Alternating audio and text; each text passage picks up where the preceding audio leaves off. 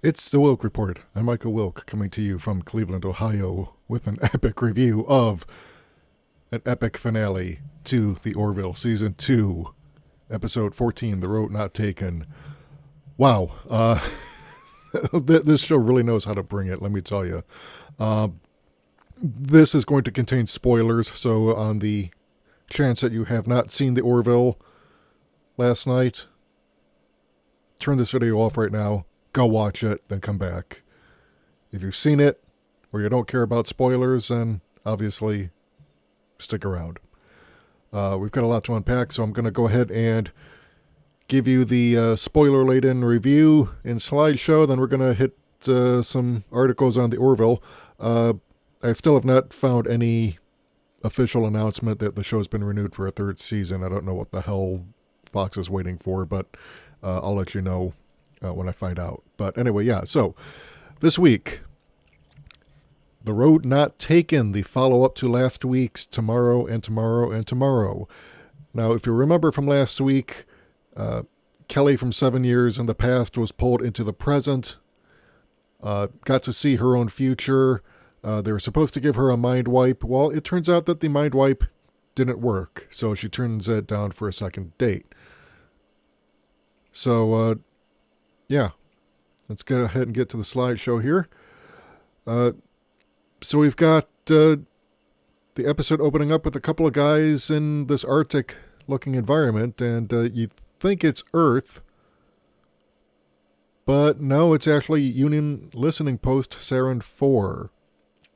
And the two guys who are dressed up like this, they're basically raiding it for supplies because they are scavengers.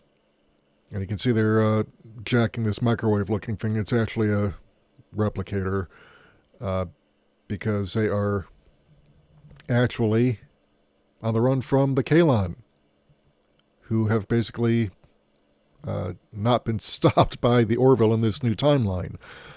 Thanks, Kelly, for fucking up everything. This is your fault. So yeah, the Kalon come out of their little pod, and they display a new power, actually, because they sort of have their heads in the clouds. Literally. Their heads detach, and they actually come off, and I'll show you that later. But it turns out the two guys are Ed and Gordon, and the reason they jacked... Well, first of all, they get away from the Kalon pursuit vessel by hiding inside an ice moon and firing their shuttle's lasers and causing a bunch of heavy ice to collapse. And of course, the reason they got the replicator was so that they could replicate a Twinkie, because after 9 months of dodging killer robots, you want a Twinkie. Yeah. But their fun doesn't last long because they're picked up by what they think is a scavenger ship, which you'd think that people wouldn't have time to scavenge since the Kalon have already wiped out half the known galaxy. But it turns out it's Kelly and the rest of the Orville Bridge crew. Kelly reveals that the mind wipe did not take. It seems her brain was deficient in some kind of protein, which caused the mind wipe to fail. And it was something that if you didn't think to look for it, you would have missed it. So, yeah, it was one of those little errors that they use. Halston Sage does return for a guest spot as the leader of the Resistance, which unfortunately is wiped out by the Kalon, who arrive just as the Orville crew has come to get a sample of the protein needed to go back in time and do the memory wipe properly. So yeah, the Kalon are bringing their badassery, and we see that their heads are detachable and can fly around like drones. And oh my god, this is kind of badass, really, if you think about it, because it makes you wonder, why didn't they do this aboard the Orville in Identity Parts 1 and 2? But maybe because they were on board a ship that didn't think to do it, so who knows. So yeah, the Kalon pursue the freighter and end up hide. They actually escape in a very ingenious way. They hide within the event horizon of a black hole, where the time dilation. Well, first of all, the bending of light hides them, and then the time dilation lets them ride out a couple days while the Kalan give up their surge. And you can see that they've actually done a pretty good job of recreating the what a black hole would look like using actual scientific drawings that have been done, and especially with the the recent photo of a black hole that's been taken. Yeah, you kind of get a sense of what's really going on here. It's just really awesome imagery here. And so anyway, Kelly and Ed have their second date in this new timeline where they start bonding and catching up on old times. Kelly still never got married or had kids or got her own ship. Ed almost became a captain, probably would have if the Kalan War hadn't happened. They capture a Kalan body and try and hack into the Kalan hive mind, but they realize that they need to go to Earth to get the Aramov device. Earth is bombed out. The Orville itself apparently survived the attack on Earth and was sent to the bottom of the Marianas Trench in the Pacific Ocean. Yeah, you can see the moon is all blasted and kind of cracked open. So yeah, I mean, it's really, oh my God, dude, you can really get a sense of the devastation. So they find the Orville underwater. It's intact. There's minimal life support activated, and it turns out it's got one remaining inhabitant, and it's pretty much whom you'd expect. It's Bortus, who survived for 9 months on minimal life support and combat rations, hoping that somewhere Clyden and Topa were alive, but it turns out Moklis was destroyed. So yeah, Ed is convinced to take the captain's chair, even though he's never been a captain in this timeline, so he's not really confident in his own abilities, but Kelly has faith in him. John suggests that they need Isaac's expertise. Now, Isaac in the altered timeline was disassembled when he was taken to Kalan, so they have to try and find a way to get the information out using the Kalan hive brain, and it's kind of interesting how they do it. So Ed and Kelly share a kiss in the bar. They finally they manage to hack the Kalan brainweb and download Isaac's mind into the detached head from the captured Kalan body, where they get the information they need to complete the device and prepare to send Dr. Finn back in time in order to have her do the memory wipe right this time. So unfortunately, it blows up the Orville. So, and it's really touching because even though Ed and Kelly, made these plans, if it didn't work, they were going to get married and start off, but no, they all die. But it works. Alternate Claire is sent back. She does the mind wipe and disappears, and then finally we get to the call again, and this time Kelly accepts Ed's request for a second date. So yeah, really, really awesome here, guys. I got to tell you that this is what happens when you do time travel right. I mean, there were a few cheats here and there that I won't even bother going into because they were minor, and the level of the writing here and the drama was just so good that it more than made up for any deficiencies in the plot. But again, we've got incredible acting here, from all the cast. There's plenty of tension. You understand the stakes. This is humanity's last-ditch effort to avert disaster and avoid extinction at the hands of the Kalan. Let's go ahead and do a few reviews here. So AVTV Club says, in a thrilling season finale, the Orville shows how much worse it can get when you try to avoid mistakes. And that's really what this whole two-parter was about, really. So let's go ahead and read down here. This is a purely anecdotal feeling on my part, completely uninformed by any actual data or research, but I feel television is perfecting the art of making a season finale that can double as an emotionally satisfying series finale if need be. Maybe it's just that I tend to follow shows that are perpetually on the verge of being canceled, that have writers and showrunners who are intimately aware of their precariousness, but it's always impressive to see a finale provide some drama, some spectacle, an emotionally pleasant, resonant ending that encapsulates the key themes of the show all at the same time, ensuring the favor of the renewal gods. Keep things sufficiently open-ended to leave room for further adventures and hijinks. All of which is to say, the finale has aired, the Orville has yet to be renewed for a third season, and if it doesn't, The Road Not Taken was as worthy a story to end the show as with any the series has done. Well, let's hope that it does get renewed for a third season, because yeah, I really want to see more of this. I swear to you, ladies and gentlemen, and everyone in between, if this show doesn't get renewed, well, we have to suffer through more seasons of CBS's STD with no cure in sight. I will be so upset. Because Cobra Kai is great, but it's not enough. I need the Orville for my Star Trek fix. And of course, I share the article writers' hope that the show is renewed.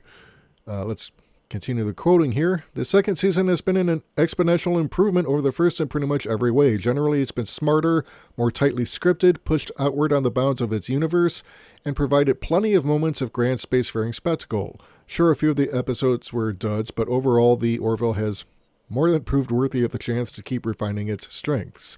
And one of those strengths is the ability to take last week's middling episode and build on it to make this week's very fun episode. Granted, The Road Not Taken is still ostensibly about Ed and Kelly's romance, but I'm not bothered by it simply because I love alternate universe stories. I just love them. I love how in the absence of order, the world immediately becomes filth and leather and bent but not broken. Steely-eyed determination. Yeah,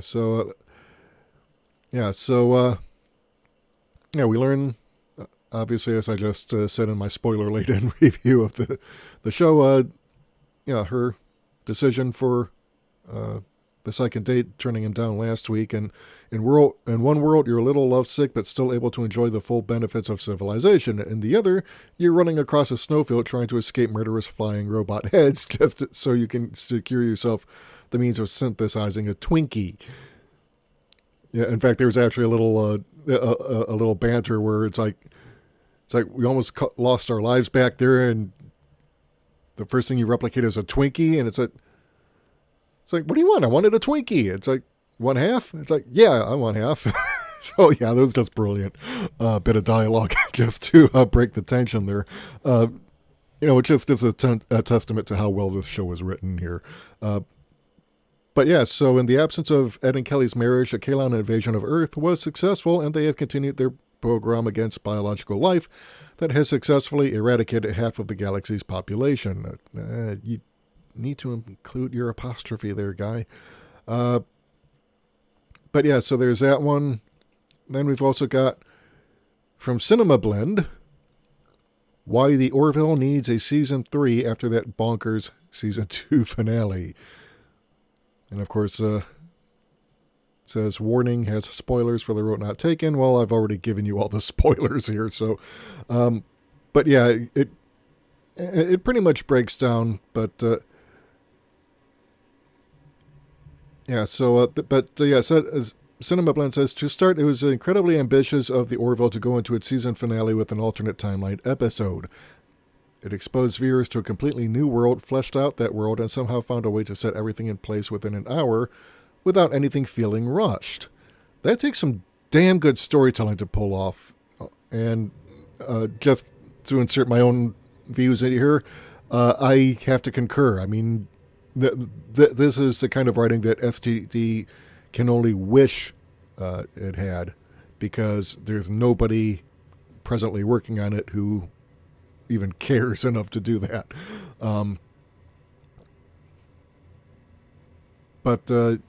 Yeah, so it also managed to pull off a surprise cameo with Halston Sage reprising her role as Alara in the alternate timeline. It would be great to learn that Alara could return to the Orville in a new season, even if it is another fleeting cameo.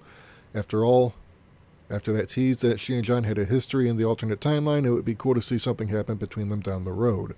So, but yeah, so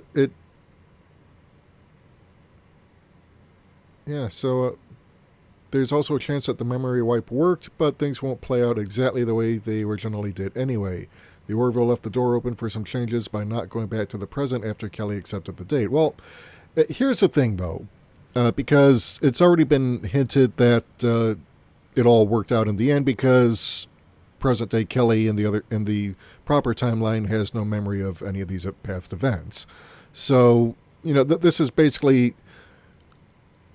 a way of saying, what if we had ended the episode a different way?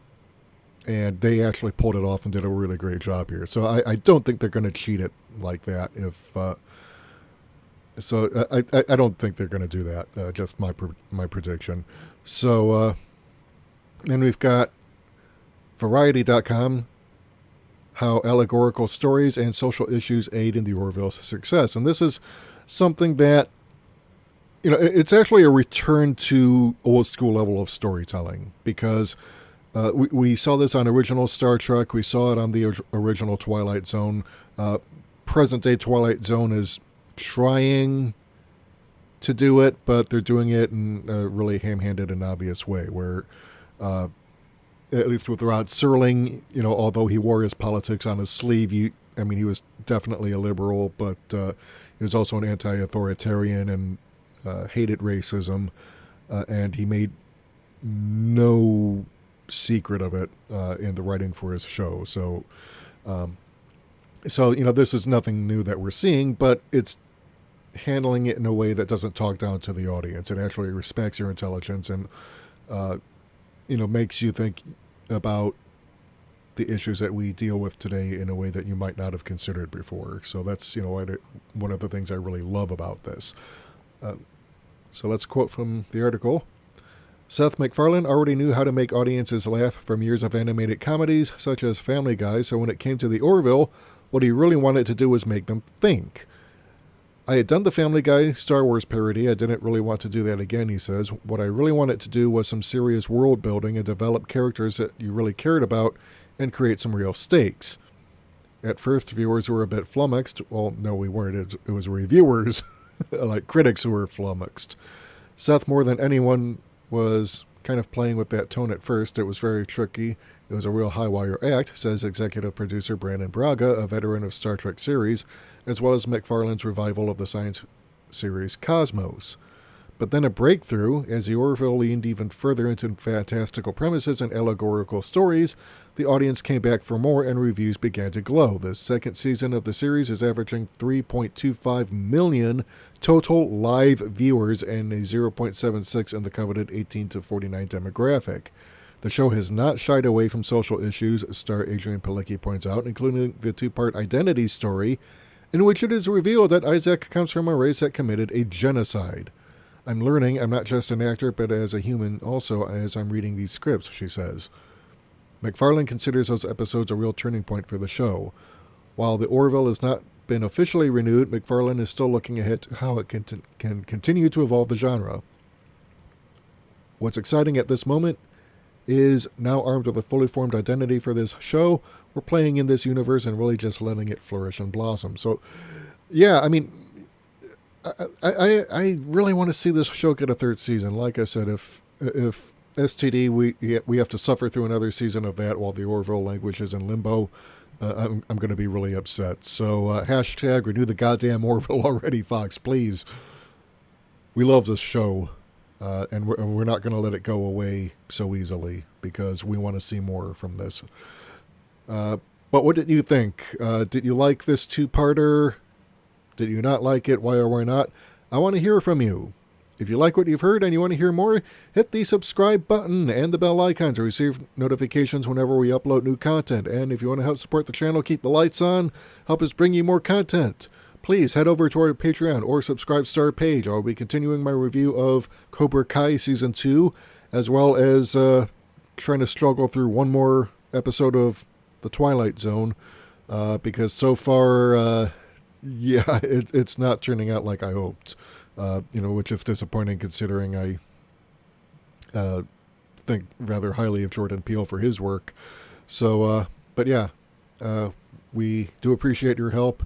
Oh, and I've got a bit of news too. I actually won a painting by watching the Popcast channel and commenting on their videos, because they like to do these giveaways, and the painting I want, I'll show it to you when I get it. It's supposed to go out around May 4th, and hopefully I'll be getting it within a couple weeks on. But yeah, it's really awesome, and I'll show it to you in a later video. But yeah, that's it for this week. Until next time, this is Michael Wilk for the Wilk Report saying take care. Good night. I'm out.